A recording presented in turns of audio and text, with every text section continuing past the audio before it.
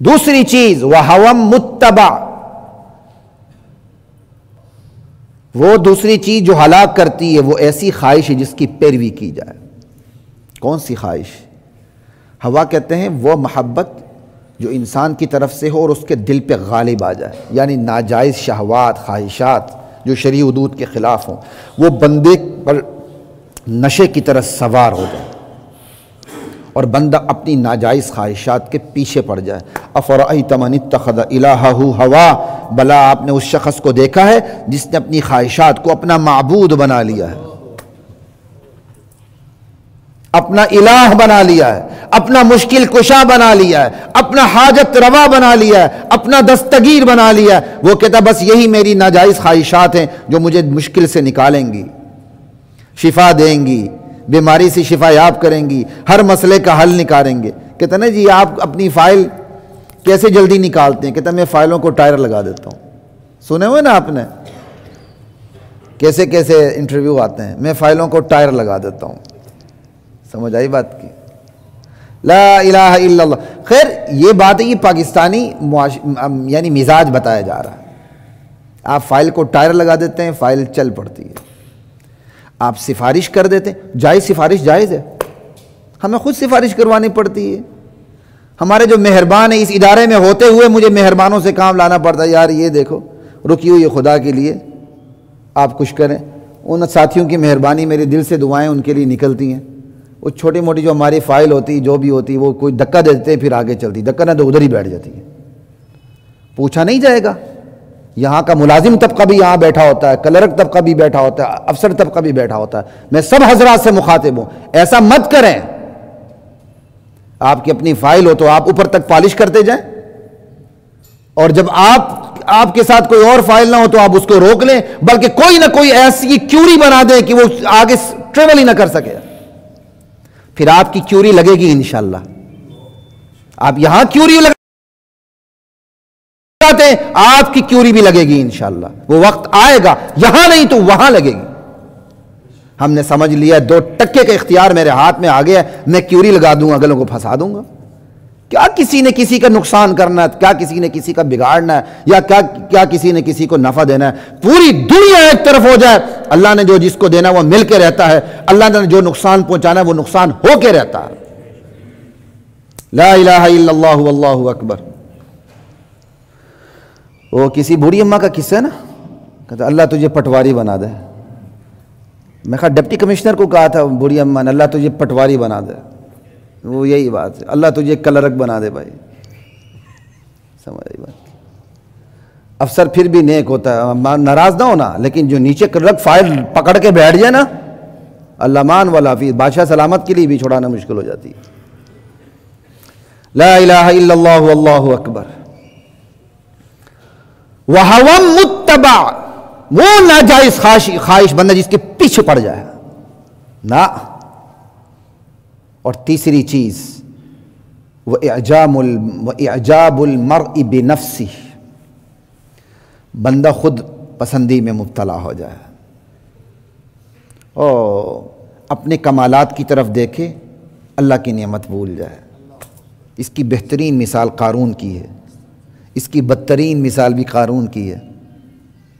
قارون کو کہا یار کیا کر رہے ہو تم، اللہ تعالیٰ نے تجھے اتنا بڑا مال دیا، اس میں حقوق ادا کرو۔ کہا انما اوتیتہ علی علم عندی، یہ تو میں نے علم تھا میرے پاس معاشیات کا، اکنامکس کا، ڈیمانڈ اینڈ سپلائی کا، جو میں سمجھا تم سمجھ نہیں سکے، اور میں نے اتنا علم اتنا مال حاصل کیا، یہ تو میری قابلیت کے نتائج ہیں۔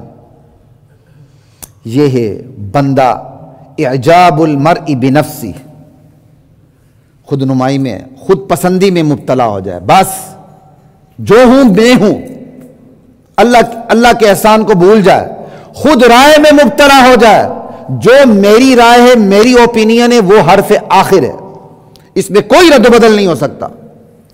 ہاں اللہ تعالیٰ نے امیر کو یہ اختیار دیا ہوا، امیر سے مراد کسی شورا کا امیر، کسی انتظامیہ کا امیر، وہ مشورہ کرنے کے بعد پھر وہ اپنی رائے پہ فیصلہ کرتا ہے، یہ اللہ تعالیٰ نے اس کو اختیار دیا ہوا۔ لا الہ الا اللہ۔ لیکن وہ اختیار بھی اپنی خواہش نفس کو سامنے رکھ کے نہ کرے، اصول کو سامنے رکھ کے کر لے۔ تو پھر اللہ کی مدد اس کے ساتھ ہوتی ہے۔ اگر وہ اپنی نفسانی خواہش کو سامنے رکھ کے فیصلہ کرتا ہے، اللہ کی مدد اس سے اٹھ جاتی ہے۔ امیر جمہوریت کا محتاج نہیں ہوتا، 5 ارکان کی شورا بنی ہوئی ہے، چھٹا امیر ہے، وہ 5 سے مشورہ کرتا ہے، 3 ایک طرف 2 ایک طرف، ادھر چلا جائے۔ امیر اس کے لیے نہیں بیٹھا ہوا، امیر سپیکر نہیں ادھر ووٹ ڈال دے ادھر تو ادھر ووٹ ڈال دے ادھر، نہیں، چاہے 4 ایک طرف ہوں اور 1 ممبر ایک طرف ہو، وہ مشورہ کرتا ہے، 1 ممبر 1 رائے دیتا ہے، 4 1 رائے دیتے ہیں، لیکن امیر 1 ممبر کی رائے سے متفق ہو جاتا ہے اور اس میں اس کی نفسانی خواہش حائل نہیں ہوتی، تو اللہ کی فیور 4 کے ساتھ نہیں ہوتی، امیر کے ساتھ ہوتی ہے۔ اسی طرح 4 ممبر ہیں، 8 ممبر ہیں، سب رائے مختلف دیتے ہیں، امیر کی رائے سے کسی کا اتفاق نہیں ہوتا، لیکن امیر اپنی رائے پہ قائم ہو جاتا ہے، شریعت کی روشنی میں، اپنی خواہشات کی روشنی میں نہیں۔ جب وہ اس پر اٹھان لیتا ہے تو اللہ کی فیور امیر کے ساتھ ہوتی ہے، شورا کے ساتھ نہیں ہوتی، بلکہ شورا کو امیر کے ساتھ مل کر چلنے کا حکم ہے۔ اس کی سب سے بہترین مثال ابو بکر صدیق رضی اللہ تعالی عنہ کی امتیوں میں، نبی علیہ السلام کی وفات ہوتی ہے، فتنے سر اٹھانے لگتے ہیں، ختم نبوت کا انکار ہونے لگتا ہے، زکوٰۃ کا انکار ہونے لگتا ہے۔ یہی پرانے فتنے آج بھی ہیں بھائی، کوئی نیا فتنہ نہیں ہے۔ زکوٰۃ کا انکار آج بھی ہے، لوگ فارم پہ نہیں لکھاتے ہیں ہم زکوٰۃ نہیں دیں گے۔ ختم نبوت کے انکار کا فتنہ آج بھی ہے، بس وہ کبھی کبھی ادھر ادھر کی شکلیں بدلتی ہیں، وہ فتنے وہی ہیں۔ لا الہ الا اللہ،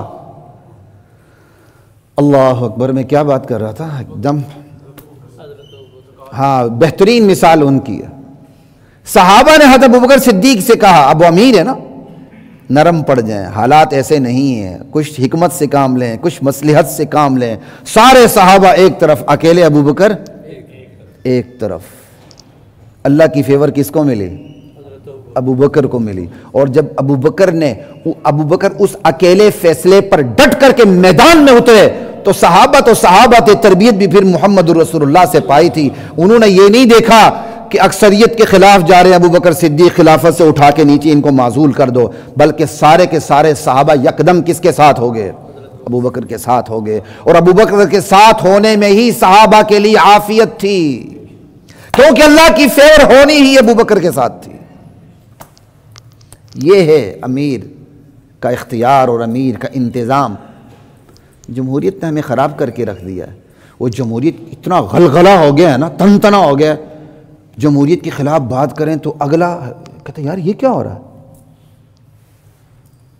اس لیے پھر ہمیں مجبور ہو کہ جمہوریت کے خلاف اقبال کے اشعار بھی پڑھنے پڑتے ہیں، ورنہ ضرورت کیا ہے؟ قرآن حدیث کافی نہیں ہے؟ لا الہ الا اللہ، پھر اقبال کے حوالے بھی دینے پڑتے ہیں، ضرورت کیا ہے؟ کیا قرآن و حدیث کافی نہیں ہے؟ قرآن کی آیت سنائے، حدیث سنائے، ادھر ادھر ہوں گے، اقبال کا ایک شعر اور ایک فرمان سنا دیں، بس وہیں سب ٹھنڈے۔ لا الہ الا اللہ واللہ اکبر۔ تو 3 چیزیں ہلاک کرنے والی ہیں: شدید حرص مال کی، دنیا کی، کہ جس کے بندے حدود توڑ دے، بندہ حلال حرام کی حدود توڑ دے، اور جب اس حرص میں مبتلا ہوتا ہے تو پیچھے پیچھے بخل آتا ہے، کیونکہ یہ حدود توڑ کے مال کمایا ہوتا ہے، پھر وہ اللہ کے راستے میں خرچ بھی کہیں بھی نہیں ہوتا خرچ۔ اور خواہش، بندہ جس کے پیچھے پڑ جائے، ناجائز خواہشات۔ اور تیسری چیز خود پسندی، خود اپنی رائے پہ اڑ جانا۔ یہ 3 چیزیں ہلاکت میں ڈالنے والی ہیں۔